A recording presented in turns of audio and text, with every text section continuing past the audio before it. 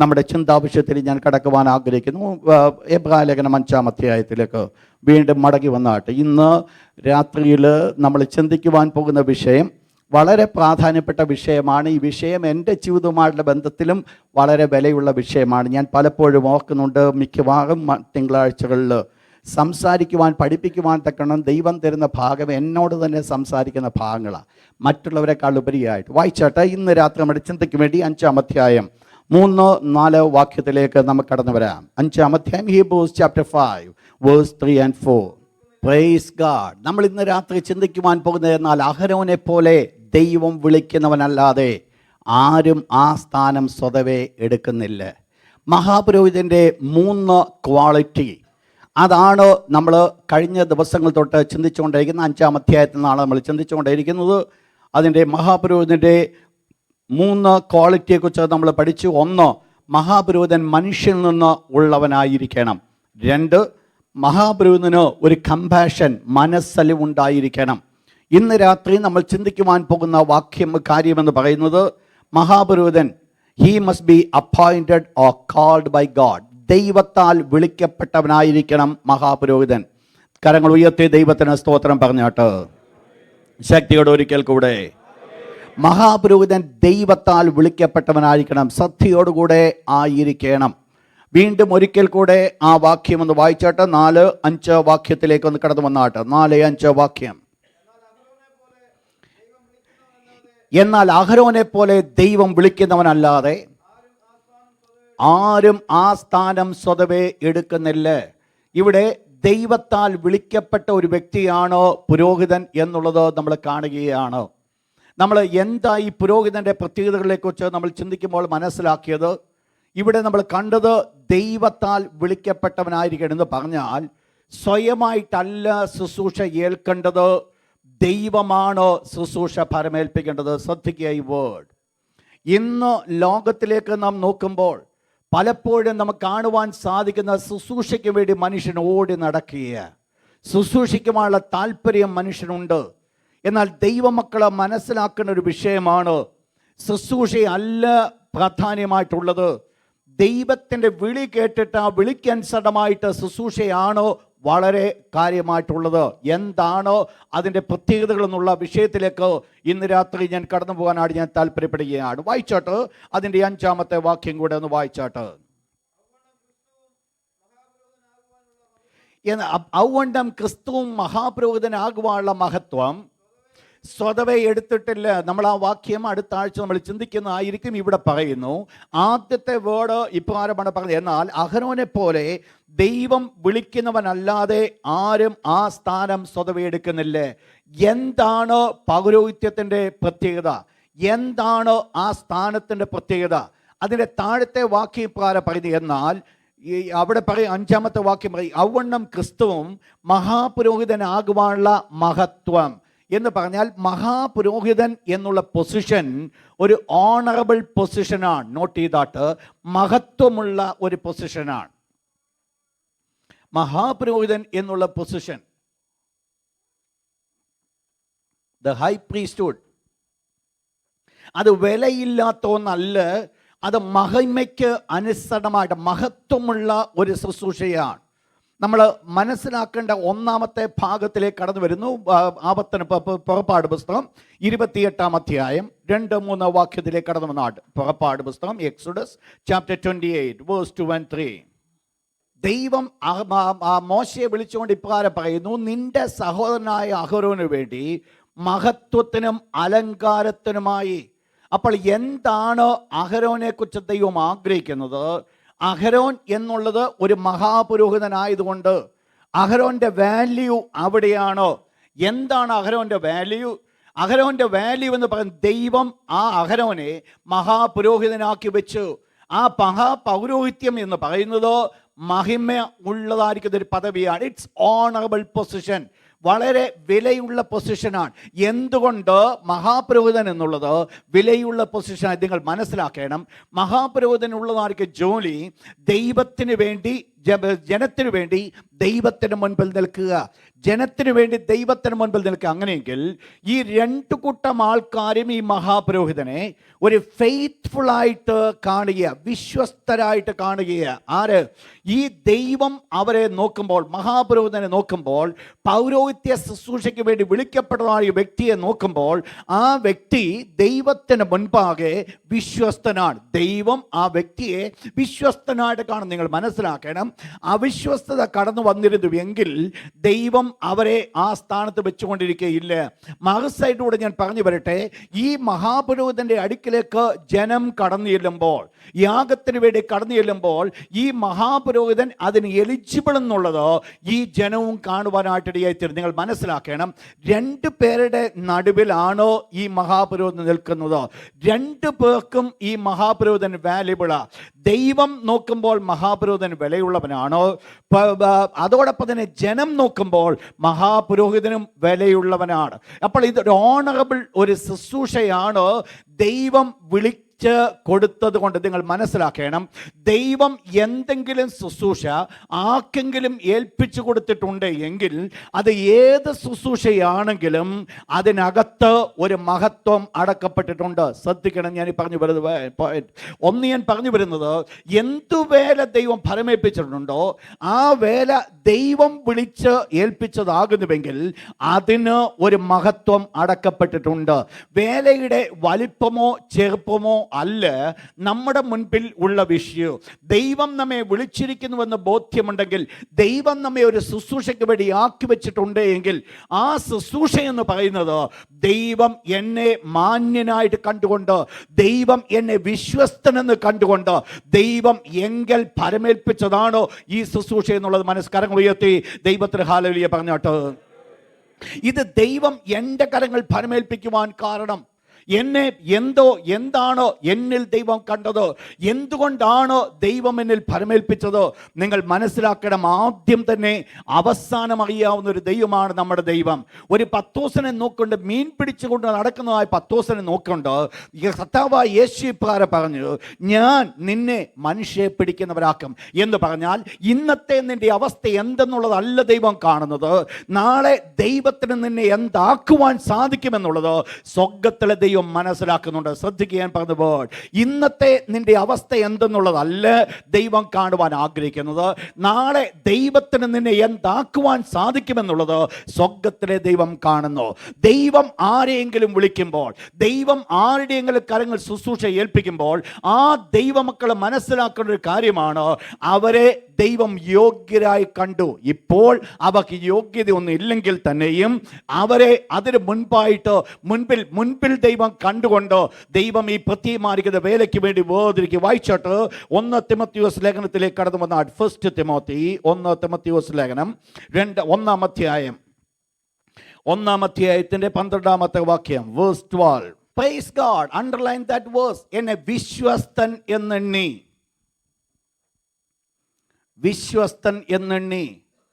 Next verse, ശുശ്രൂഷയ്ക്ക് ആക്കിയത് കൊണ്ട്. ഇവിടെ ദൈവത്തിൻ്റെ വിശുദ്ധവചന അപ്പോസ്തലനായ പൗലോസ് പറയുന്നു, പൗലോസ് ഒരു അപ്പോസ്തലനായിട്ടല്ല ഇതൊക്കെ ഫലമേൽപ്പിച്ചത്, അതിന് മുൻപായിട്ട് ദൈവം ഫലമേൽപ്പിച്ചു കൊടുത്തു. എന്താ ഫലമേൽപ്പിച്ചത്? പൗലോസ് പറയുന്നു, എനിക്ക് ശക്തി നൽകിയ ക്രിസ്തുവേശു എന്ന കർത്താവ് എന്നെ വിശ്വസ്തൻ എന്നെണ്ണി ശുശ്രൂഷയ്ക്ക് ആക്കിയത് കൊണ്ട്. അപ്പോൾ ഇവിടെ നമ്മൾ മനസ്സിലാക്കണം, പൗലോസ് അപ്പോസ്തലൻ ഈ ശുശ്രൂഷയെ കണ്ടുകൊണ്ട് തനിക്ക് ഒന്ന് പറയുവാൻ സാധിക്കും, ഈ ശുശ്രൂഷ എന്ന് പറയുന്നത് സംതിങ് വാല്യുബിൾ ആണ്, എന്തോ വിലപ്പെട്ടതാണോ, എന്തോ വിലയുള്ളതാണോ. നിങ്ങൾ മനസ്സിലാക്കേണ്ടത്, ഈ പൗലോസ് ഒരു അപ്പോസ്തലനായതുകൊണ്ടല്ല ആ ശുശ്രൂഷയ്ക്ക് വിലയുള്ളതായിത്തീർന്നത്. പിന്നെ ആ ശുശ്രൂഷ വിലയുള്ളതാകുവാൻ കാരണം ദൈവത്താൽ തെരഞ്ഞെടുക്കപ്പെടുവാൻ ഇടയായി തീർന്നു എന്നുള്ളതാ. ശ്രദ്ധിക്കണം, ഞാൻ പറഞ്ഞ പോയിന്റ്. ഈ ശുശ്രൂഷയുടെ വലിപ്പമല്ല ഇവിടെ പൗലോസിന്റെ ജീവിതത്തിൽ ഈ ശുശ്രൂഷ വാല്യുബിളായിട്ട് കണ്ടത്. അല്ലെങ്കിൽ ഞാൻ അപ്പോസ്തലനായതുകൊണ്ട്, മറ്റുള്ളവരുടെ ഏറ്റവും മുകളിൽ നിൽക്കുന്നത് ആയതുകൊണ്ടാണ് ഞാൻ ഇത് മഹത്വമായി കണ്ടിരിക്കുന്നുവെന്നല്ല പൗലോസ് പറയുന്നത്. ദൈവം എന്ത് ശുശ്രൂഷ ആരെങ്കിലും ഏൽപ്പിച്ചിട്ടുണ്ടെങ്കിൽ ആ ശുശ്രൂഷ അവർക്ക് അഭിമാനത്തിന് ദൈവത്തിൻ്റെ കാര്യമാണ്. പ്രിയപ്പെട്ടവരെ, നിങ്ങൾ ഓർക്കണം, എന്തെങ്കിലും ദൈവം നമ്മെ പരമേൽപ്പിച്ചിട്ടുണ്ടെങ്കിൽ, എന്തെങ്കിലും ദൈവം നമ്മുടെ കാര്യങ്ങൾ തന്നിട്ടുണ്ടെങ്കിൽ, എന്തിനെങ്കിലും ദൈവം നമ്മെ എടുത്തുപയോഗിക്കുന്നുവെങ്കിൽ അതിന് മനസ്സിലാക്കേണ്ട വിഷയമുണ്ട്. സ്വർഗത്തിലെ ദൈവം എന്നെ വിശ്വസ്തനായിട്ട് കണ്ടു. ദൈവം എന്നെ വിശ്വസ്തനായി കണ്ടതുകൊണ്ടാണ് ഇത് എൻ്റെ കരങ്ങൾ പരമേൽപ്പിക്കുവാൻ കാരണമായി തീർന്നത്. നിങ്ങൾ മനസ്സിലാക്കണം, ഈ ശുശ്രൂഷ പരമേൽപ്പിച്ചു, വിശ്വസ്തനെന്ന് എണ്ണി പരമേൽപ്പിച്ചു. എന്നാൽ ദൈവത്തിൻ്റെ വിശുദ്ധവചനം നമ്മൾ പഠിക്കുമ്പോൾ അനേകരെ ദൈവം വിശ്വസ്തരായിട്ട് കണ്ട് ശുശ്രൂഷ പരമേൽപ്പിച്ചുവെങ്കിലും അവർക്ക് പലർക്കും ആ ശുശ്രൂഷ നഷ്ടപ്പെട്ടു പോകുവാൻ കാരണമായി തീർന്നു. ശ്രദ്ധിക്കണം, ഞാൻ പറഞ്ഞ പോയിന്റ്. രണ്ടാമത് ഞാൻ പറഞ്ഞത്, പലരെയും ദൈവം വിശ്വസ്തനെന്ന് കണ്ടു, ആ ശുശ്രൂഷ പരമേൽപ്പിച്ചെങ്കിലും ആ ശുശ്രൂഷയിൽ നിലനിൽക്കുവാൻ സാധിക്കാതെ അവരിൽ പലരും തള്ളപ്പെടുവാനിടയായിത്തീർന്നു. പഴയ നിയമത്തിലേക്ക് നാം നോക്കുമ്പോൾ ഇസ്രായേലിന്റെ ആദ്യത്തെ രാജാവായിട്ട് വാഴുവാൻ തക്കവണ്ണം യോഗ്യനെന്ന് കണ്ടതായിരിക്കുന്ന ശൗല് ആ സ്ഥാനത്തു നിന്ന് വീഴപ്പെടുവാനിടയായിത്തീർന്നു. പുതിയ നിയമത്തിലേക്ക് കടന്നു വരുമ്പോൾ ഹുമനിയോസും ഫിലത്തോസും അവർക്കെന്ത് സംഭവിച്ചു? ശുശ്രൂഷ കൊടുത്തുവെങ്കിലും അവർ പുനരുത്ഥാനം വിട്ടുമാറി എന്ന് പറഞ്ഞ് ശുശ്രൂഷയിൽ നിന്ന് വിട്ടുമാറ്റപ്പെടുവാനിടയായിത്തീർന്നു. ഞാൻ പറഞ്ഞു വന്നത്, ഈ ശുശ്രൂഷ പരമേൽപ്പിച്ചു എന്നുള്ള സത്യമാണ്. എന്നാൽ ഈ ശുശ്രൂഷ കൊണ്ടുപോകണമെന്നുള്ളത് നമ്മെക്കുറിച്ച് ആഗ്രഹിക്കുന്ന കാര്യമാണ്. പലപ്പോഴും സംഭവിക്കുന്ന പ്രശ്നമെന്ന് പറയുന്നത് ശുശ്രൂഷ പരമേൽപ്പിക്കാഞ്ഞിട്ടല്ല, ശുശ്രൂഷ ആ പരമേൽപ്പിക്കുന്നതിനനുസരണമായിട്ട് വില കൊടുക്കുവാൻ മനസ്സില്ലാത്തത് കൊണ്ട് ഇന്ന് ശുശ്രൂഷ ചെയ്യുവാൻ സാധിക്കുന്നില്ല. നിങ്ങൾ മനസ്സിലാക്കണം, ഒരു വാക്യത്തിൽ നിങ്ങളെ കൊണ്ടുപോകട്ടെ. 2 കൊരിന്ത്യർ ലേഖനം 6-ാം അധ്യായത്തിലേക്ക് കടന്നു വന്ന 2 Corinthians chapter 6, 2 കൊരിന്ത്യർ ലേഖനം 6-ാം അധ്യായം അതിൻ്റെ 5-6 വാക്യത്തിലേക്ക് കടന്നു വന്ന 4-5 വാക്യത്തിലേക്ക് 3-4 വാക്യത്തിലേക്ക് കടന്നു വന്ന 3 and 4. ശുശ്രൂഷയ്ക്ക് ആക്ഷേപം വരാതിരിക്കേണ്ടതിന്, അത് വളരെ വിലയുള്ള വാക്യമാണ്. ശുശ്രൂഷയ്ക്ക് ആക്ഷേപം വരാതിരിക്കേണ്ടതിന്. അപ്പോൾ എന്താ താൻ ചെയ്യുന്നത്? പൗലോസ് തൻ്റെ വ്യക്തിപരമായ ജീവിതത്തിൽ കൂടെ താൻ പറയുന്നൊരു കാര്യമാണ്, ശുശ്രൂഷയ്ക്ക് ആക്ഷേപം വരാതിരിക്കേണ്ടതിനോ എന്ന് പറഞ്ഞാൽ ദൈവം തന്നെ പരമേൽപ്പിച്ച ശുശ്രൂഷയാണ് മറ്റ് സകലത്തെക്കാൾ ഉപരിയായിട്ട് താൻ കാണുവാനിടയായിത്തീർന്നത്. ദൈവം തന്നെ പരമേൽപ്പിച്ച വേലയെ മറ്റ് സകലത്തെക്കാൾ ഉപരിയായിട്ടോ താൻ കാണുവാനിടയായിത്തീർന്നു. അതുകൊണ്ട് എന്ത് സംഭവിച്ചു? ശുശ്രൂഷയ്ക്ക് വേണ്ടി സകലതും സഹിക്കുവാൻ പൗലോസിന് സാധ്യമായി. വേദപുസ്തകം പറയുന്നു, ശുശ്രൂഷയ്ക്ക് ആക്ഷേപം വരാതിരിക്കേണ്ടതിന്. താഴോട്ട് വായിച്ചോട്ട്. നിങ്ങൾ മനസ്സിലാക്കണം, ഞങ്ങൾ ഒന്നിലും ഇടച്ചയ്ക്ക് ഹേതു കൊടുക്കുന്നില്ലെന്ന് പറഞ്ഞാൽ ഈ ശുശ്രൂഷയ്ക്ക് ആക്ഷേപം വരുന്ന രീതിയിലുള്ള ഇടച്ച ഉണ്ടാകേണ്ട സ്ഥാനത്താണ് ഞാനും നിങ്ങളുമായിരിക്കുന്നത്, അല്ലെങ്കിൽ പൗലോസ് അപ്പോസ്തലനായിരിക്കുന്നത്. ദൈവം എന്നെ പരമേൽപ്പിച്ച ശുശ്രൂഷയ്ക്ക് വേണ്ടി അവിടെ എന്നെ ഒരാക്ഷേപമായി നിർത്തത്തക്ക രീതിയിലുള്ള സാഹചര്യങ്ങൾ എൻ്റെ ജീവിതത്തിൽ കടന്നു വരുമ്പോൾ എനിക്ക് ആവശ്യമായിരിക്കുന്ന ഒരു കാര്യമാണ്, എന്ത് സഹിക്കേണ്ടി വന്നാലും ഈ ശുശ്രൂഷയ്ക്ക് ഞാനൊരു ദോഷം വരുത്തുകയില്ല. ദൈവം എന്നെ പരമേൽപ്പിച്ച വേലയ്ക്ക്, ദൈവം എൻ്റെ കരങ്ങൾ തന്നിരിക്കുന്ന ശുശ്രൂഷയ്ക്ക് എന്തെല്ലാം ഞാൻ സഹിക്കേണ്ടി വന്നാലും ഞാൻ ഒരാക്ഷേപമായി മാറ്റപ്പെടത്തില്ല. പ്രിയപ്പെട്ടവരെ, ഇവിടെയാണോ ശുശ്രൂഷയ്ക്ക് എന്നെ പരമേൽപ്പിക്കുന്നുവെന്ന് പറയുന്നത്, എന്നെ കൊള്ളാവുന്നതിനായി തെളിഞ്ഞുവെന്ന് പറയുന്നത്? എന്താ ദൈവം ശുശ്രൂഷ പരമേൽപ്പിക്കാത്തതെന്ന് അറിയാമോ? ശുശ്രൂഷ പരമേൽപ്പിച്ചിട്ടുണ്ടെങ്കിലും വെളിപ്പെടാതിരിക്കുന്നതിൻ്റെ കാരണം മറ്റൊന്നുമല്ല, ശുശ്രൂഷ പരമേൽപ്പിച്ചിട്ടുള്ളതിനോ വില കൊടുക്കുവാൻ സാധിക്കാതെ പോകുന്നത് കൊണ്ട് ശുശ്രൂഷ എടുക്കുവാനായിട്ട് സാധിക്കുന്നില്ല. നിങ്ങൾ മനസ്സിലാക്കണം, ദൈവം ഒരു മനുഷ്യന്റെ മുഖം നോക്കുന്ന ഒരു ദൈവമല്ല, ഒരു മനുഷ്യനെ പ്രത്യേകമായിട്ട് ദൈവം ആദരിക്കുന്ന ദൈവമല്ല. എന്നാൽ ദൈവം ആദരിക്കും. ആരെ ആദരിക്കും? തൻ്റെ ഭക്തന്മാരെ ദൈവം ആദരിക്കും, തന്നോട് അടുത്തിരിക്കുന്നവരെ ദൈവം ആദരിക്കും, തന്നെ മാനിക്കുന്നവരെ ദൈവം ആദരിക്കും, തന്നെ സ്നേഹിക്കുന്നവരെ ദൈവം മാനിക്കും, ദൈവം ആദരിക്കും. ഇതൊക്കെ ദൈവം ചെയ്യുമെങ്കിലും ഞാൻ ദൈവത്തെ സ്നേഹിക്കുന്ന പോലെ നിങ്ങൾ ദൈവത്തെ സ്നേഹിക്കുമെങ്കിൽ ദൈവത്തിന് ഞാനും നിങ്ങളുമായിട്ടൊരു വ്യത്യാസമില്ല. മനസ്സിലാക്കണം പറഞ്ഞത്. ദൈവത്തിന് ഒരു മുഖപക്ഷമില്ല. എന്നാൽ എന്താ വിഷയമുള്ളത്?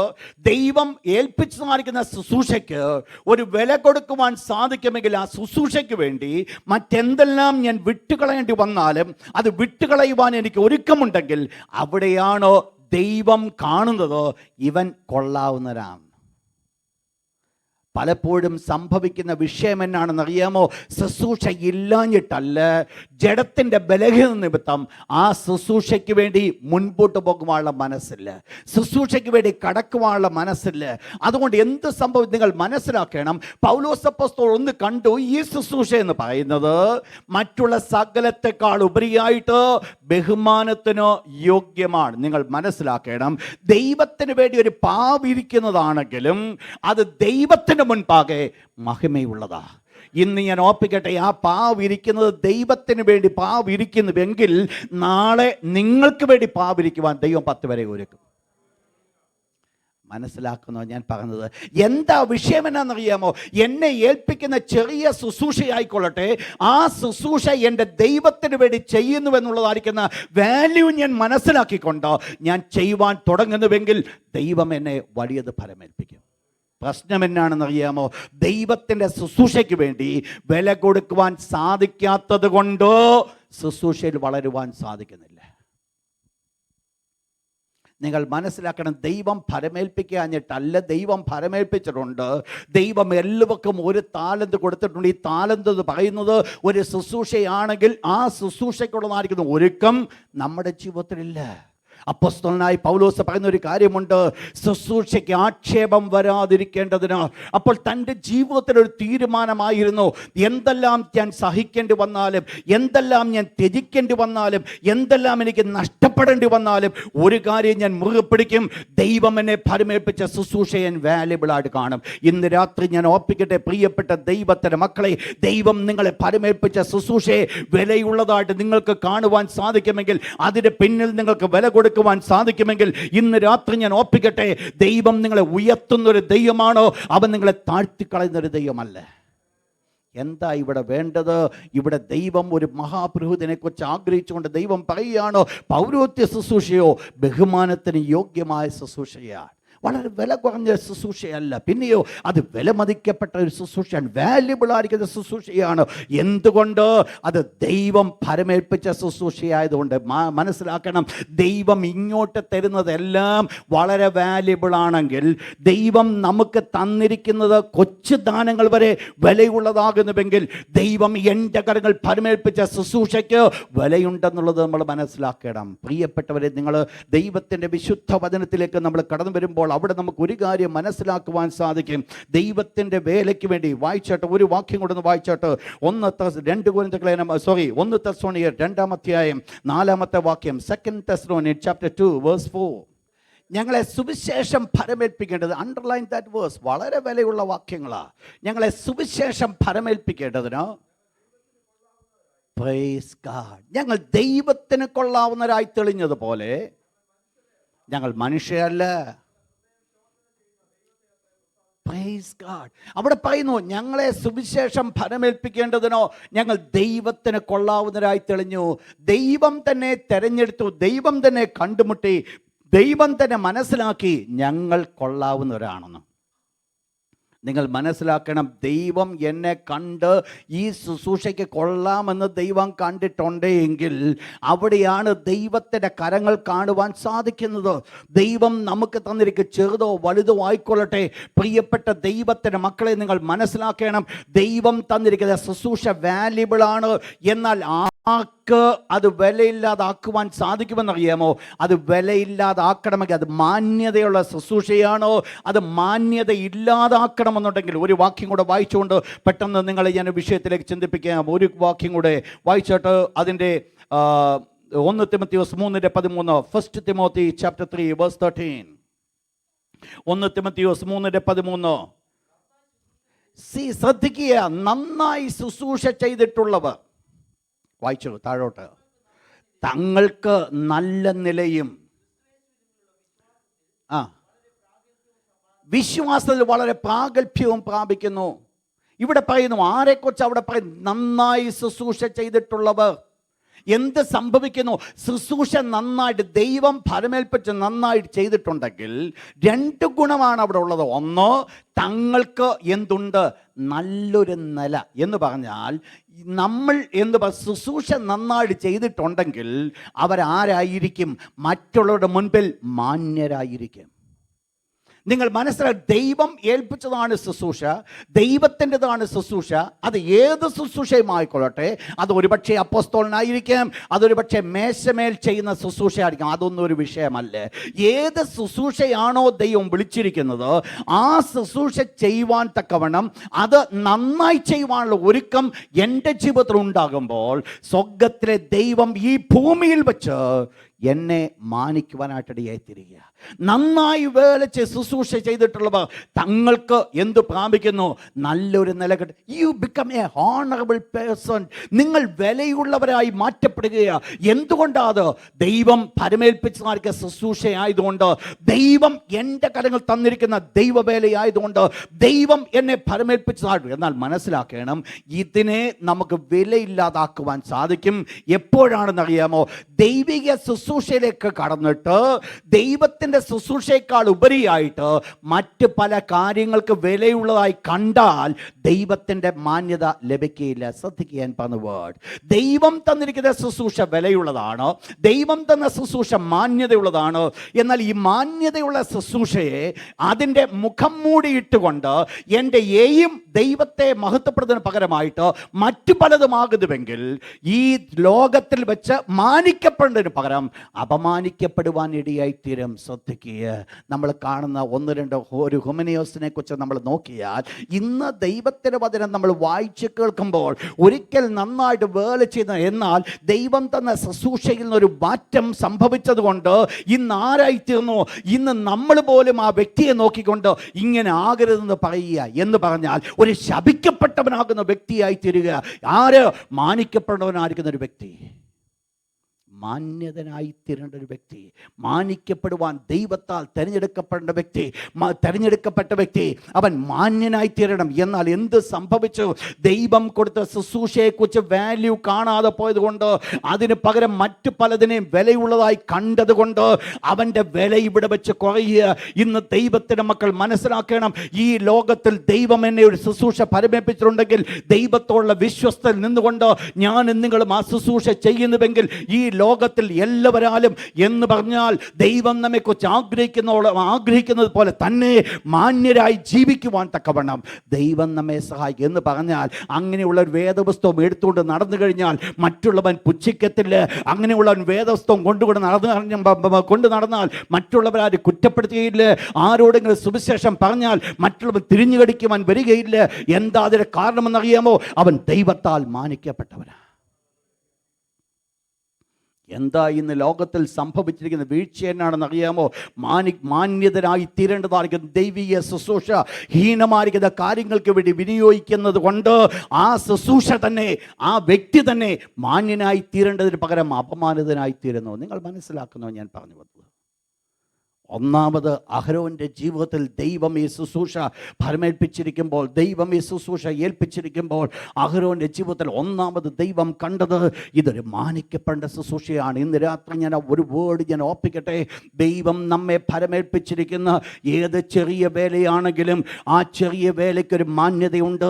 അത് ദൈവത്തോടുള്ള വിശ്വസ്തതയിൽ ആ ശുശ്രൂഷയ്ക്ക് ആക്ഷേപം വരാതിരിക്കേണ്ടതിന് എന്തെല്ലാം ഞാൻ സഹിക്കേണ്ടി വന്നാലും, എന്തെല്ലാം എനിക്ക് നഷ്ടമാകേണ്ടി വന്നാലും, എന്തെല്ലാം എനിക്ക് ചെലവിടേണ്ടി വന്നാലും ആ ശുശ്രൂഷയ്ക്ക് വേണ്ടി ചെലവിടുവാൻ ഞാൻ ഒരുക്കമാണെന്ന് ചിന്തിക്കുന്നുവെങ്കിൽ, പ്രിയ ദൈവത്തിൻ്റെ മക്കളെ, ഈ ദേശത്ത് ഈ ലോകത്തിൽ അവൻ നമ്മെ മാനിക്കുമെന്നുള്ള യാതൊരു സംശയമില്ല.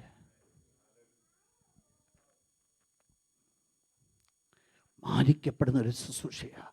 എന്തുകൊണ്ട് മാനിക്കപ്പെടുന്നു? അതിൻ്റെ കാരണം എന്ന് പറഞ്ഞാൽ ശുശ്രൂഷയുടെ പ്രാധാന്യമല്ല, ദൈവം വിളിച്ചിരിക്കുന്നത് തന്നെ അതിൻ്റെ പ്രാധാന്യമാണ്. ശുശ്രൂഷയ്ക്ക് വലിപ്പം ഏറ്റക്കുറച്ചുണ്ട്, അതൊന്നും ഒരു ഇഷ്യൂ അല്ല. ദൈവം നോക്കുമ്പോൾ, ദൈവം കാണുവാൻ ആഗ്രഹിക്കുന്നത്, ദൈവം മാനിക്കുവാൻ ആഗ്രഹിക്കുന്നത്, ഒരു മെസ്സേജിന് വേണ്ടി ദൈവം ഒരാളെ വിളിച്ചു, അവൻ ചിലപ്പോൾ 10 മണിക്ക് ദൈവസന്നിധി ഇരിക്കുന്നു. ഒരാളെ ദൈവം പാവരിക്കാനായിട്ട് ഏൽപ്പിച്ചു. അവൻ്റെ ജോലി തിരക്കിൻ്റെ മധ്യത്തിൽ ജോലി അങ്ങോട്ട് മാറ്റിവെച്ചിട്ട് അരമണിക്കൂർ നേരത്തെ വന്ന് പാവരിക്കുവാൻ ആഗ്രഹിക്കുന്നുവെങ്കിൽ 2 പേരെയും ദൈവം കാണുന്നത് വിശ്വസ്തരായിട്ടാണ്. മനസ്സിലാകുന്ന ഞാൻ പറഞ്ഞു വരുന്നത്? 2 പേരെ ദൈവം കാണുന്നത് വിശ്വസ്തരായിട്ടാണ്. 2 പേരെ ദൈവം കാണുമ്പോൾ ദൈവം എങ്ങനെ കാണുന്നു? അവർ മാന്യരാണ്. ദൈവത്തിൻ്റെ മുൻപാകെ അവർ മാന്യരാണ്. ദൈവം അവരെ ബഹുമാനിക്കുവാൻ കാരണമായി തീർന്നു. ദൈവം മാത്രമല്ല ബഹുമാനിക്കുന്നത്, ഈ ലോകത്തിൽ മറ്റുള്ളവരും മാനിക്കുമെന്ന് മനസ്സിലാക്കണമേ. പ്രിയപ്പെട്ടവരെ, ഞാൻ ഓർപ്പിക്കട്ടെ, ദൈവിക സഭയിൽ ദൈവത്തിൻ്റെ ആലയത്തിൽ ഒരു ശുശ്രൂഷ പോലും നീചമായിരിക്കുന്ന ശുശ്രൂഷ ഇല്ലെന്നുള്ളത് ഞാൻ ഓർപ്പിക്കട്ടെ. ഒരൊറ്റ ശുശ്രൂഷ പോലും താഴെക്കിടയിലുള്ളതില്ല. ഒരു ശുശ്രൂഷ പോലും ആരും നിന്ദിക്കപ്പെടുന്ന രീതിയിലുള്ള ഒരു ശുശ്രൂഷ പോലും ഇല്ല. ഏത് ശുശ്രൂഷ, ഒരു പാത്രം വെള്ളമാണെങ്കിലും അതിനും ദൈവ സന്നിധാനത്തിലാണെങ്കിൽ അതിനതിൻ്റെ മാന്യതയുണ്ട്. എന്താ അതിൻ്റെ കാരണം? ദൈവത്തിൻ്റെ വിശുദ്ധ വചനം പറയുന്നു, അവരെ ഫലമേൽപ്പിച്ചു. ഒന്നാമത്തെ വിഷയം, ദൈവം നമ്മെ ഒരു ശുശ്രൂഷ ഏൽപ്പിച്ചു. നിങ്ങൾ മനസ്സിലാക്കണം, അതിന് ഞാൻ വില കൊടുക്കണം. രണ്ട്, എന്താ അതിൻ്റെ വിഷയം? രണ്ടാമത്തെ ഭാഗം അവിടെ കാണുന്നത്, ഇവിടെ പറയുന്നു, ദൈവം വിളിക്കുന്നവനല്ലാതെ ആരും ആ സ്ഥാനം എടുക്കുന്നില്ല. എന്താ അവിടെ പറയുന്നത്? He must be appointed by God. ദൈവത്താൽ നിയമിക്കപ്പെട്ടവനായിരിക്കണം. ദൈവത്താൽ നിയമിക്കപ്പെട്ടവനായിരിക്കണം. He must be appointed by God or called by God. ദൈവത്താൽ വിളിക്കപ്പെട്ടവനായിരിക്കണം എന്ന് പറഞ്ഞാൽ, ഈ അഹരോനെ ദൈവം ശുശ്രൂഷയ്ക്ക് വേണ്ടി വിളിക്കുന്നില്ല എങ്കിൽ കഴിഞ്ഞ നാളുകളിലൊക്കെ അഹരോൻ ചെയ്തത് വ്യർത്ഥമാണ്. അഹരോൻ ഇന്ന് ഈ പദവി അലങ്കരിക്കുവാനുള്ള കാരണമായി തീർന്നത് ദൈവം അഹരോനെ വിളിച്ചതാ. Called by God. ദൈവത്താൽ അവൻ വിളിക്കപ്പെട്ടു. ദൈവത്താൽ അവൻ വിളിക്കപ്പെടുവാൻ കാരണമായി എന്ന് പറഞ്ഞാൽ, ദൈവത്തിൻ്റെ സന്നിധാനത്തിൽ ചില പ്രത്യേകമായ ശുശ്രൂഷകൾ നമ്മൾ ചെയ്യണമെങ്കിൽ അതിനെന്ത് വേണം? ദൈവത്തിൻ്റെ വിളി വേണം. നമുക്ക് ചാടിക്കേറി ചെയ്യേണ്ട പല ശുശ്രൂഷയുണ്ട് സഭയിൽ. ദൈവം നമ്മെക്കുറിച്ച് ആഗ്രഹിക്കുന്ന പല ശുശ്രൂഷയുണ്ട്. അതിന് മറ്റാരുടെയും ഒരു അനുവാദത്തിന് വേണ്ടി കാത്തിരിക്കേണ്ട കാര്യമില്ല. നമുക്ക് സ്വയമായിട്ട് ചെയ്യുവാൻ സാധിക്കും. എന്നാൽ ദൈവം വിളിക്കേണ്ട ചില പ്രത്യേകമായ ശുശ്രൂഷയുണ്ട്. നിങ്ങൾക്കറിയാം, പ്രധാനമായിട്ട് ദൈവത്തിൻ്റെ വിശുദ്ധ വചനത്തിലേക്ക് കടന്നു വരുമ്പോൾ പുതിയ നിയമത്തിൻ്റെ പൊസിഷൻസ് അത് ദൈവം വിളിച്ചു വേർതിരിക്കുന്നവരിൽ കൂടെ നിറവേറ്റപ്പെട്ട ശുശ്രൂഷയാണ്. ഈ ലോകത്തിൽ പുതിയ നിയമത്തിലെ സകല വിശ്വാസികളും രാജകീയ പുരോഹിത വർഗമാകുന്നുവെങ്കിലും സഭയ്ക്ക് ദൈവം കൊടുത്തുമായിരിക്കുന്ന പൊസിഷൻസ് ഉണ്ട്. ആ പൊസിഷൻസ് എന്ന് പറയുന്നത് എടുത്ത് ചാടിക്കേറി ചെയ്യേണ്ട ശുശ്രൂഷയല്ല. ദൈവത്തിൻ്റെ വിളി അതിനാവശ്യമാണ്. ദൈവത്തിൻ്റെ തെരഞ്ഞെടുപ്പ് അതിനാവശ്യമാണ്. ദൈവത്തിൻ്റെ കോൾ അതിന് ആവശ്യമാണ്. പലരും ഇന്ന് ലോകത്തിലേക്ക് നോക്കുമ്പോൾ നമുക്ക് കാണുവാൻ സാധിക്കുന്നത് ശുശ്രൂഷയ്ക്ക് വേണ്ടി മുൻപോട്ട് ചാടുന്നത് കാണുന്നുണ്ട്. എന്നാൽ ഞാൻ ഓർപ്പിക്കട്ടെ, മുൻപോട്ട് ആരെല്ലാം ചാടിയിട്ടുണ്ട് അവരെല്ലാം താഴെ വീണ് അതപ്പതിച്ചു പോയിട്ടുണ്ട്. മുൻപോട്ട് ദൈവം വിളിക്കാതെ മുൻപോട്ടെടുത്ത് ചാടി ഒരൊറ്റയൊരെണ്ണം പോലും ദൈവത്തിൻ്റെ കൃപയിൽ നിൽക്കുവാൻ ഇടയായി തീർന്നിട്ടില്ല. വേദപുസ്തകത്തിൽ ഞാൻ അനേക സംഭവങ്ങൾ, അനേക വ്യക്തികളെ എനിക്ക് പറഞ്ഞു തരുവാൻ സാധിക്കും. നിങ്ങൾക്കറിയാം, ഒന്ന്, ദൈവം അനുവദിക്കുന്നെങ്കിൽ നമ്മൾ കോരഹ്, ദാദാൻ, അബീരാമിനെ കുറിച്ച് അടുത്ത ആഴ്ച നമ്മൾ ചിന്തിക്കും. അവിടെക്കുറിച്ച് നമ്മൾ കാണുന്നത്, കോരഹ് ദൈവം ഏൽപ്പിച്ച ശുശ്രൂഷയ്ക്ക് അപ്പുറമായ രീതിയിലേക്ക് കടന്നു പോകുവാൻ ആഗ്രഹിച്ചതുകൊണ്ട്, ചെയ്യുവാൻ ഇടിയായിത്തീർന്നത് കൊണ്ട് എന്ത് സംഭവിച്ചെന്നറിയാമോ? ദാദാൻ, അബീരാം, കോരഹ് കൂട്ടര് ജീവനോടുകൂടെ പാതാളത്തിലേക്ക് കടന്നുപോയി. അതാ സംഭവിച്ചത്. എന്ത്? ദൈവം വിളിച്ചിട്ടില്ലാത്ത ശുശ്രൂഷ എടുത്തിച്ചാടി ഏൽക്കുവാനായിട്ട് ഇടയായിട്ട് നിങ്ങൾക്കറിയാം. ദൈവത്തിൻ്റെ വിശുദ്ധ വചനം നിങ്ങൾ പഠിക്കുമ്പോൾ നിങ്ങൾക്ക് കാണുവാൻ സാധിക്കും, ഒരു ശൗലിനെ ദൈവം വിളിച്ചു വേർതിരിച്ചു. എന്നാൽ ശൗൽ ചെയ്യേണ്ടാത്തൊരു ശുശ്രൂഷ ചെയ്യുവാനായിട്ട് എടുത്തിച്ചാടി ചെയ്തത് മുഖാന്തരമായിട്ട് സ്വർഗ്ഗത്തിലെ ദൈവം ശൗലിനെ നോക്കിക്കൊണ്ട് പറഞ്ഞു, നിന്റെ രാജ്യത്വം നിങ്ങൾ സ്ഥിരമാകുമായിരുന്നു, എന്നാൽ നിന്റെ രാജ്യത്വം നിങ്ങൾ കീറിക്കളഞ്ഞു. കാരണം എന്നാ? വിളിക്കാത്ത ശുശ്രൂഷയ്ക്ക് വേണ്ടി കയറി ചെന്നത്. ഒരു ഉസിയ രാജാവിനെ നിങ്ങൾക്കറിയാം. ഉസിയ രാജാവ് ദൈവത്തിന് വേണ്ടി വൻ കാര്യങ്ങൾ ചെയ്ത ഒരു രാജാവ്. ഇസ്രായേലിൽ ഒരു വലിയ വിപ്ലവകരമായിരിക്കുന്ന മാറ്റമൊരുക്കുവാൻ ഇടയായിത്തീർന്ന ഒരു രാജാവ്. എന്നാൽ ഈ രാജാവ് തന്നോട് ദൈവം കൽപ്പിച്ചതല്ലാത്ത ധൂപപീഠം എടുത്തുകൊണ്ട് നിൽക്കുന്നതായിരിക്കുന്ന സമയത്ത് എന്ത് സംഭവിച്ചെന്നറിയാമോ? ആ ധൂപപീഠം തൻ്റെ കയ്യിലിരിക്കെ തന്നെ തൻ്റെ നെറ്റിയിൽ കുഷ്ഠം പൊങ്ങി. പിന്നീട് രാജസ്ഥാനത്തിരിക്കുവാൻ പോലും സാധ്യമാകാതെ പ്രത്യേക ഒരു മുറിയിൽ പോയി കിടക്കുവാൻ കാരണമായി തീർന്നു. എന്താ കാരണം? ദൈവം വിളിക്കാതെ ശുശ്രൂഷ ഏൽക്കുവാനായിട്ട് ചാടി പുറപ്പെട്ട. ശ്രദ്ധിച്ചോണേ, ദൈവം വിളിക്കാതെ ശുശ്രൂഷയ്ക്ക് ചാടി പുറപ്പെടുവാൻ ദൈവം നമ്മെക്കുറിച്ച് ആഗ്രഹിക്കുന്നില്ല. സഭയിൽ ചെയ്യുവാൻ പല ശുശ്രൂഷയുണ്ട്, അത് നമുക്ക് ഒരു വിളിയും വേണ്ട കാര്യമില്ല, നമുക്ക് ചെയ്യുവാൻ സാധിക്കും. എന്നാൽ ചില പ്രത്യേകമായിരിക്കുന്ന സ്ഥാനങ്ങളിലേക്കുള്ള വിളി, അത് ദൈവത്തിൻ്റെ വിളിയാണ്. അവർക്ക് ആവശ്യമായിരിക്കും. ഈ വിളിയെന്ന് പറയുന്നത് ഒരു 2 രീതിയിലാണ് അത് നിറവേറ്റപ്പെടേണ്ടത്. 2 രീതിയിലാണ് അത് പ്രൂവ് ചെയ്യേണ്ടത്. ദൈവം വിളിച്ചു എന്നുള്ളത്, ഒന്ന് ഇൻറ്റേർണലി പ്രൂവ് ചെയ്യണം, 2 എക്സ്റ്റേർണലി പ്രൂവ് ചെയ്യണം. ദൈവം വിളിച്ചു എന്നുള്ളത് തനിക്ക് തന്നെ ബോധ്യമുണ്ടാകണം, 2 പുറത്തു നിന്ന് നമുക്ക് ബോധ്യമുണ്ടാകണം. 2 രീതിയിൽ ബോധ്യം തന്നെങ്കിൽ മാത്രമേ ദൈവം നമ്മെ വിളിച്ചുവെന്ന് ബോധ്യമാകത്തുള്ളൂ. ഞാൻ പറഞ്ഞു വരുന്ന ഭാഗം അപ്പോസ്തലപ്രവൃത്തി 13-ാം അധ്യായം 2-ാം വാക്യത്തിലേക്ക് കടന്നു വരുമ്പോൾ, ഇവിടെ നിങ്ങൾക്കറിയാം, ദമസ്കോസിന്റെ പടിവാതിൽക്ക് വെച്ച് ഒരു ശൗലിനെ ദൈവം വിളിക്കുമ്പോൾ ദൈവപ്രകാരം പറഞ്ഞു, ഞാൻ അവനെ ജാതികൾക്ക് അപ്പോസ്തലനായിട്ട് ഞാൻ വിളിച്ചിരിക്കുക. ബർന്നബാസിന് കൊടുക്കുന്ന വാക്കുതാ. ആ സമയം തന്നെ പൗലോസിന് അറിയാം, ശൗലിനറിയാം, എന്നെ ദൈവം വിളിച്ചിരിക്കുന്നത് ജാതികളുടെ അപ്പോസ്തലൻ. എന്നാൽ ദീർഘവർഷങ്ങൾ മുൻപോട്ട് ഇൻറ്റേർണലി തനിക്ക് ബോധ്യമുണ്ട്, ദൈവം എന്നെ ഇതിനു വേണ്ടി വിളിച്ചു, ദൈവം ഇതാണ് എന്നിൽ കൂടെ ആഗ്രഹിച്ചത്, ദൈവത്തിൻ്റെ പ്രത്യേക തെരഞ്ഞെടുപ്പ് ഇതാണോ, ദൈവത്തിൻ്റെ പ്രത്യേക ഉദ്ദേശം ഇതാണോ, ഇതിനു വേണ്ടിയാണ് ദൈവം തന്നെ വിളിച്ചുവെന്നുള്ള ബോധ്യം തനിക്കുണ്ടെങ്കിലും താൻ ചെയ്തത് നീണ്ട 13 വർഷക്കാലം കാത്തിരുന്നു. എന്തിനു വേണ്ടി? ഒരു എക്സ്റ്റേണലായിട്ട് ഒരു കൺഫർമേഷൻ കൊടുക്കേണ്ടതിന്. എന്താ എക്സ്റ്റേണൽ കൺഫർമേഷൻ കൊടുത്തത്? ദൈവത്തിൻ്റെ മക്കൾ ഒരുമിച്ച് കൂടിയിരിക്കുമ്പോൾ ഒരുമിച്ച് അവർ പ്രാർത്ഥിക്കും. വെളിപ്രകാരം പറഞ്ഞു, ഞാൻ പൗലോസിനെയും ശൗലിനെയും ബർന്നബാസിനെയും വിളിച്ചിരിക്കുന്ന വേലയ്ക്ക് വേണ്ടി വേർതിരിപ്പീൻ. നിങ്ങൾ മനസ്സിലാക്കണം, ഇവിടെ എന്ത് സംഭവിച്ചു? ദൈവം തനിക്കുള്ള വിളിയെക്കുറിച്ച് ഒരു എക്സ്റ്റേണലി തനിക്കൊരു പ്രൂഫ് കൊടുക്കുക, തന്നെ അത് വെളിപ്പെടുത്തുക. അതേ പൗലോസേ, ഞാൻ നിന്നെ ഇതിനു വേണ്ടി വിളിച്ചു. അവിടെയാണ് പൗലോസ് പോകുവാനായിട്ട് തുടങ്ങിയത്. അതുവരെ മറ്റ് പലതും ചെയ്തുകൊണ്ട് താനായിരുന്നു. ശ്രദ്ധിക്കണേ നിങ്ങൾ, ഞാൻ പറയുന്ന വേർഡ്.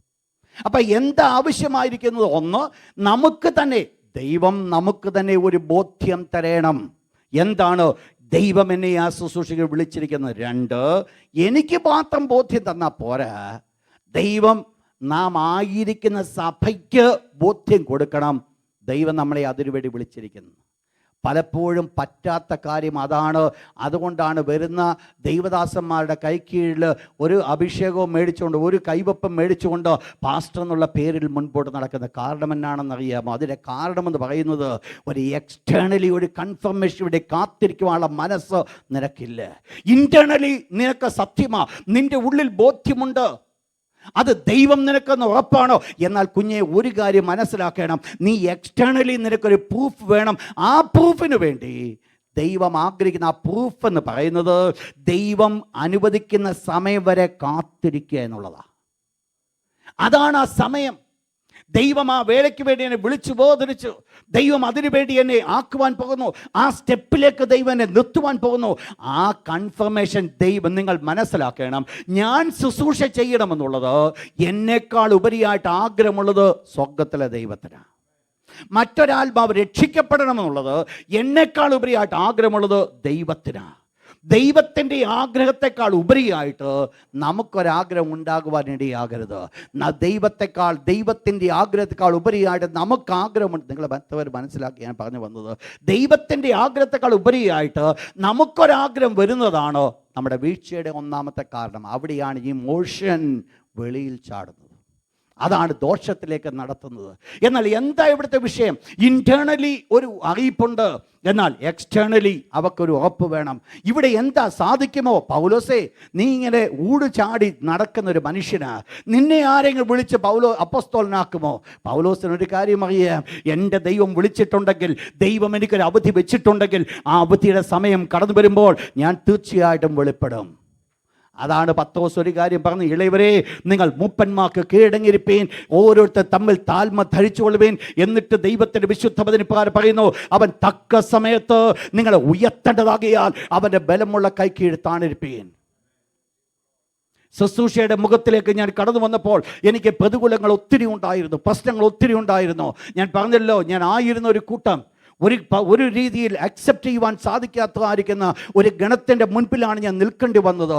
എന്നാൽ ഞാൻ ഓർക്കുന്നുണ്ട്, സ്വർഗ്ഗത്തിലെ ദൈവം കൃപയാൽ അവരുടെ മുമ്പിൽ മാനിക്കപ്പെടുവാൻ കാരണമായി തീർന്നു. പ്രതികൂലങ്ങളില്ലെന്നല്ല, പ്രശ്നങ്ങളില്ലായിരുന്നെന്നല്ല, പക്ഷെ ഒരു കാര്യം ഉറപ്പുണ്ടായിരുന്നു, സ്വർഗ്ഗത്തിലെ ദൈവം വിളിച്ചു തന്നുകൊണ്ട് ഇവിടെ വരെ ദൈവം നടത്തി. ഞാൻ പറഞ്ഞു വന്ന വിഷയം നിങ്ങൾ മനസ്സിലായോ? ഞാൻ പറഞ്ഞു വന്ന മറ്റൊന്നുമല്ല, ദൈവം വിളിച്ചു എങ്കിൽ ദൈവത്തിൻ്റെ സമയത്തിന് ഇവിടെ കാത്തിരുന്നു കഴിഞ്ഞാൽ അവിടെയാണ് അത്ഭുതം നടക്കുന്നത്. ഇന്നത്തെ ബൈബിൾ ക്ലാസ്സിൻ്റെ ആനിവേഴ്സറി, എൻ്റെ വ്യക്തിപരമായ ജീവിതത്തിൻ്റെ തീരുമാനങ്ങളും എൻ്റെ സമർപ്പണവും അതായിരുന്നു. ഞാൻ നിങ്ങളോട് മുമ്പേ പറഞ്ഞു, ദൈവത്തോട് ഞാൻ പറഞ്ഞൊരു കാര്യമുണ്ട്, കർത്താവേ, ഒരു 3 പേരെ നീ എൻ്റെ മുമ്പിലേക്ക് അയക്കണം. ഞാൻ അപ്പോൾ മനസ്സിലാക്കാം നീ എന്നെ തിരഞ്ഞെടുത്തു വന്നു. എനിക്ക് അതിനു മുമ്പ് എടുത്ത് ചാടാമായിരുന്നു, പക്ഷേ ചാടിയായിരുന്നെങ്കിൽ മറ്റെവിടെയെങ്കിലും പോയി കിടന്നേനെ. കർത്താവിൻ്റെ വലിയ കൃപയാൽ എന്താ വിഷയം എന്നാണെന്നറിയാമോ? ദൈവം നമ്മെ ഒരു വേല ഫലമേൽപ്പിച്ചിട്ടുണ്ടെങ്കിൽ, ഒരു വേല ദൈവം നമ്മുടെ കരങ്ങൾ തന്നിട്ടുണ്ടെങ്കിൽ, എൻ്റെ ഇൻറ്റേർണലി ഉറപ്പ് മാത്രമല്ല, ഞാൻ ആയിരിക്കുന്ന സഭയ്ക്ക്, സമൂഹത്തിന് ഒരു ഉറപ്പ് വേണം. ഞാൻ ആയിരിക്കുന്ന ചുറ്റുപാടുകൾക്ക് ഒരുറപ്പ് വേണം. ഇവനെ ഇന്ന വേലയ്ക്ക് വേണ്ടി വിളിച്ചിരിക്കുന്നു, ഇവളെ ഇന്ന വേലയ്ക്ക് വേണ്ടി വിളിച്ചിരിക്കുന്നു. പ്രിയപ്പെട്ടവരെ, ദൈവത്തിൻ്റെ സമയമാകുന്നുവെങ്കിൽ ഒരു മനുഷ്യനും അതിൽ നിന്ന് തടയുവാൻ സാധ്യമല്ല, ഒരു മനുഷ്യനും ഒതുക്കി നിർത്തുവാൻ സാധ്യമല്ല. ദൈവം ആരെങ്കിലും അഭിഷേകം ചെയ്ത് അയച്ചിട്ടുണ്ടെങ്കിൽ, ആരുടെയെങ്കിലും കയ്യിൽ ദൈവം ശുശ്രൂഷ കൊടുത്തിട്ടുണ്ടെങ്കിൽ, ലോകത്തിൽ എത്ര വലിയ ദൈവദാസനും അവനെ ഒതുക്കാൻ നോക്കിയാലും അവൻ ഒതുങ്ങത്തില്ല. ദൈവം അവനെ ഏൽപ്പിച്ചിട്ടുള്ള ശുശ്രൂഷ അവനെ കൂടെ വെളിപ്പെടുത്തുക ചെയ്യും. പക്ഷേ എന്താ വേണ്ടതെന്നറിയാമോ? എൻ്റെ ദൈവമേ, നിൻ്റെ സമയത്തിന് വേണ്ടി ഞാൻ കാത്തിരിക്കുക. നമുക്ക് പലപ്പോഴും സംഭവിക്കുന്ന ഒരു വലിയ വീഴ്ച എന്ന് പറയുന്നത്, ഇൻറ്റേർണലി കൺഫർമേഷൻ ഉണ്ട്, എക്സ്റ്റേണലി കൺഫർമേഷൻ കിട്ടുന്നില്ല. അതിനുവേണ്ടി അല്പം സമയം മുൻപോട്ട് കടന്നു പോകും തോറും നമ്മൾ ചിന്തിക്കുന്നൊരു കാര്യമുണ്ട്, ഈ മനുഷ്യന് ഒരു കാലത്തും എന്നെ ഉയർത്തത്തില്ല, ഇനിയും വേണമെങ്കിൽ വെളിയിൽ പോയേ പറ്റത്തുള്ളൂ. ഇവിടെയാണ് ദോഷം. ദൈവസന്നിധാനത്ത് നിൽക്കുമ്പോൾ, ദൈവത്തിൻ്റെ കൃപയിൽ നിൽക്കുവാൻ ആഗ്രഹിച്ചു കഴിഞ്ഞാൽ, ഞാൻ ഇന്ന് രാത്രി ഈ വേർഡ് ഞാൻ ഓർപ്പിക്കട്ടെ, ദൈവം നിന്നെ ഒരു ശുശ്രൂഷ ഫലമേൽപ്പിച്ചിട്ടുണ്ടെങ്കിൽ, ലോകത്തിൽ ഒരൊറ്റ മനുഷ്യനും, ലോകത്തിൽ ഒരൊറ്റ ശക്തിക്കും, ലോകത്തിൽ ഒരൊറ്റ പ്രതികൂലത്തിനും, നിൻ്റെ ഏത് കഷ്ടത നിൻ്റെ ജീവിതത്തിൽ കടന്നു വരട്ടെ, നിൻ്റെ ബുദ്ധിമുട്ടുകൾ നിൻ്റെ ഭവനത്തിൽ കടന്നു വരട്ടെ, നിൻ്റെ പ്രയാസങ്ങൾ ചുറ്റുപാടുകൾ കടന്നു വരട്ടെ, ദൈവം നിന്നെ ഫലമേൽപ്പിച്ച ശുശ്രൂഷയെ തടഞ്ഞു നിർത്തുവാൻ ഈ ഒരൊറ്റ ശക്തിക്ക് സാധ്യമല്ല. ദൈവം നിങ്ങളെ ഒരു ശുശ്രൂഷ ഫലമേൽപ്പിച്ചിട്ടുണ്ടെങ്കിൽ, ദൈവം നിങ്ങളൊരു വേല ഫലമേൽപ്പിച്ചിട്ടുണ്ടെങ്കിൽ, ദൈവം നിങ്ങളെ ഒരു വേലയ്ക്ക് വേണ്ടി ആക്കി വെച്ചിട്ടുണ്ടെങ്കിൽ, ലോകത്തിൽ ഒരൊറ്റ ശക്തിക്ക് പോലും ആ ശുശ്രൂഷയിൽ നിന്ന് വേർപിരിക്കുവാൻ സാധ്യമല്ല. കാരണം ഇത് മനുഷ്യനല്ല തന്നത്, സ്വർഗ്ഗത്തിലെ ദൈവമാണ് തന്നത്. സ്വർഗ്ഗത്തിലെ ദൈവം വാക്ക് പറഞ്ഞാൽ മാറാത്തവനാണോ? അവൻ്റെ വായിൽ കൂടി എന്ത് കടന്നു വന്നിട്ടുണ്ടെങ്കിലും ഊവ് ഊവ്, ഇല്ല ഇല്ല എന്ന് മാത്രമേ ഉള്ളൂ. അങ്ങനെയെങ്കിൽ ദൈവം എന്നോട് കൽപ്പിച്ചിട്ട്, കുഞ്ഞെ, ഞാൻ നിന്നെ എടുത്ത് ഉപയോഗിക്കാമെന്ന് കൽപ്പിച്ചിട്ടുണ്ടെങ്കിൽ, ഞാൻ ദൈവത്തോട് വിശ്വസ്തനായിരിക്കുന്നിടത്തോളം കാലം ദൈവം എന്നെ ഉപയോഗിക്കുക തന്നെ ചെയ്യും. ഒന്നേ വേണ്ടതുള്ളൂ, ദൈവത്തോട് ഞാൻ വിശ്വസ്തനായിരിക്കുക, ദൈവത്തോട് ഞാൻ വിശ്വസ്തനാകുക. എന്നെ ഫലമേൽപ്പിച്ച കാര്യങ്ങളിൽ ഒരു ശുശ്രൂഷ ഉണ്ടെങ്കിൽ പോയി മുട്ടുകളെ മടക്കുക എന്നുള്ളതല്ല. ദൈവ മക്കൾ മനസ്സിലാക്കേണ്ടത്, നിൻ്റെ ജീവിതത്തിൽ നാളെ ഒരു വലിയ ശുശ്രൂഷയ്ക്ക് വേണ്ടി ദൈവം വിളിച്ചിട്ടുണ്ടെങ്കിൽ, ആ ശുശ്രൂഷയ്ക്ക് വേണ്ടിയുള്ള ഒരു കാൽവെപ്പ് ഇപ്പോഴേ ഉണ്ടാകണം. ചില വർഷങ്ങൾക്ക് മുമ്പ് ദൈവം എൻ്റെ മുമ്പിൽ കാഴ്ചപ്പാട് തന്നു. ആ കാഴ്ചപ്പാടിനെ കുറിച്ച് ഞാൻ പറയുവാൻ ആഗ്രഹിക്കുന്നില്ല. ആ പ്രത്യേകമായ വിഷൻ ഇന്നും ഞാൻ കാണുന്നുണ്ട്, ഇന്നും കണ്ട് ഞാൻ ദൈവത്തിന് നന്ദി പറയുന്നുണ്ട്. എനിക്കറിയാം, ഇന്നല്ലെങ്കിൽ നാളെ ദൈവം ആ അവസ്ഥയിലേക്ക് കൊണ്ടുപോയി. എനിക്കറിയാം, ആ ഒരു അവസ്ഥയിലേക്ക് കടന്നു വരണമെങ്കിൽ വളരെ വർഷങ്ങളിലൂടെ മുൻപോട്ട് കടന്നു പോകേണ്ടതായിട്ടുണ്ട്. കാരണം എന്നാണെന്നറിയാമോ? ദൈവം ഫലമേൽപ്പിച്ചിരിക്കുന്ന ശുശ്രൂഷയ്ക്ക് അനുസൃതമായിട്ട്, അതിൻ്റെ ഉയർച്ചയ്ക്ക് അനുസൃതമായിട്ട് മുൻപോട്ട് കടന്നു പോകണമെങ്കിൽ ഒരല്പകാലം മുൻപോട്ട് പോകേണ്ടിയിരിക്കും. എന്നാൽ ഒരു കാര്യം സത്യമാണ്, ഈ ദൈവമാണോ എന്നോട് കൽപ്പിച്ചിരിക്കുന്നത്, ദൈവമാണോ എന്നോട് പറഞ്ഞിരിക്കുന്നത്, അത് അക്ഷരികമായിട്ട് നടക്കും. എന്ന് പറഞ്ഞാൽ ദൈവത്താൽ വിളിക്കപ്പെട്ട ശുശ്രൂഷ ദൈവം വിളിച്ച് വേർതിരിച്ചിട്ടുണ്ടെങ്കിൽ നിങ്ങൾ മനസ്സിലാക്കണം, ദൈവം വിളിച്ച് വേർതിരിച്ച് ആരെങ്കിലും ഒരു ശുശ്രൂഷ ഫലമേൽപ്പിച്ചിട്ടുണ്ടെങ്കിൽ ആ ശുശ്രൂഷയ്ക്കകത്തൊരു വലിയ വ്യത്യാസമുണ്ട്. ദൈവം അനുവദിക്കുന്നെങ്കിൽ അടുത്ത ആഴ്ച നമുക്ക് ചിന്തിക്കാം. നമുക്കെല്ലാവർക്കും നമ്മുടെ കണ്ണുകളെ അടച്ചാട്ട്